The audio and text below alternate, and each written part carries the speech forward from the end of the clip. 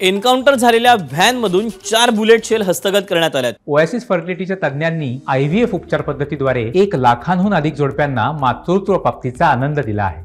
मोफत appointment book करण्यासाठी आजच संपर्क साधा। फॉरेन्सिक टीम कडून व्हॅनमधील 4 बुलेट शेल या हस्तगत करण्यात आल्याची माहिती मिळते। ज्या व्हॅनमध्ये हा सगळा एन्काउंटर झालेला होता तिथून आता 4 बुलेट शेल या हस्तगत करण्यात आलेल्या या सगळ्या प्रकरणी सध्या फॉरेन्सिक टीम असेल त्यासोबत SIT असेल त्यांच्याकडून चौकशी केली जाते आणि आता जी अपडेट मिळाली आहे त्यानुसार फॉरेन्सिक टीम कडून व्हॅनमधील 4 शेल या हस्तगत करण्यात आलेले आहेत।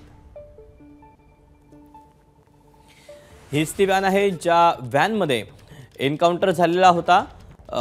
अक्षय शिंदेने पोलिसांकडची रिव्हॉल्वर खेचली असं बोललं जाते आणि त्यानंतर पोलिसांनी स्वसंरक्षणासाठी त्याच्यावर फायरिंग केलं अशी माहिती मिळालेली आहे आणि त्यानुसारच आता उपमुख्यमंत्र्यांनी या सगळ्या प्रकरणी चौकशीचे आदेश दिलेले होते आणि त्यानंतर SIT देखील गठीत करण्यात आलेली होती।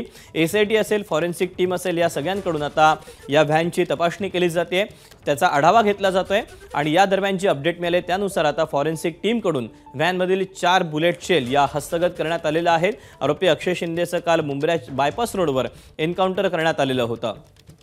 एका दुसऱ्या प्रकरणामध्ये त्याला अटक करण्यासाठी नेलं जात असताना हा सगळा प्रकार जो आहे तो घडलेला होता आणि त्यानंतर आज आता फॉरेन्सिक पथकाकडून या संबंधित व्हॅनचा तपास सुरू आहे।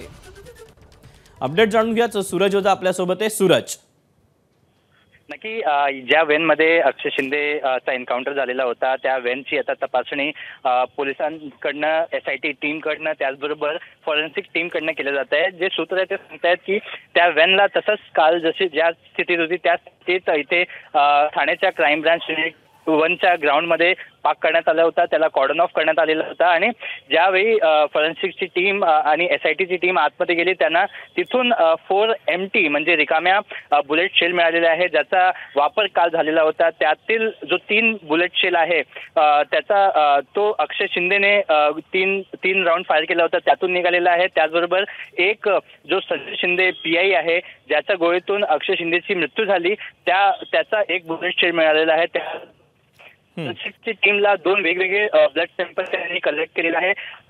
असं म्हणणं आहे की एक ब्लड सॅम्पल कदाचित अक्षय शिंदेचा आहे, बरोबर एक जो ब्लड सॅम्पल आहे तो API मुळे ज्याच्या गोळी लागली आहे त्याचा ब्लड सॅम्पल आहे। तर आता चौकशी केली जात आहे, प्रत्येक सॅम्पल जे आहे ते फॉरेन्सिक लॅबला पाठवलं जाणार। जी सूरज, धन्यवाद दिलेल्या सविस्तर माहितीबद्दल। ABP माझा, उघडा डोळे बघा नीट।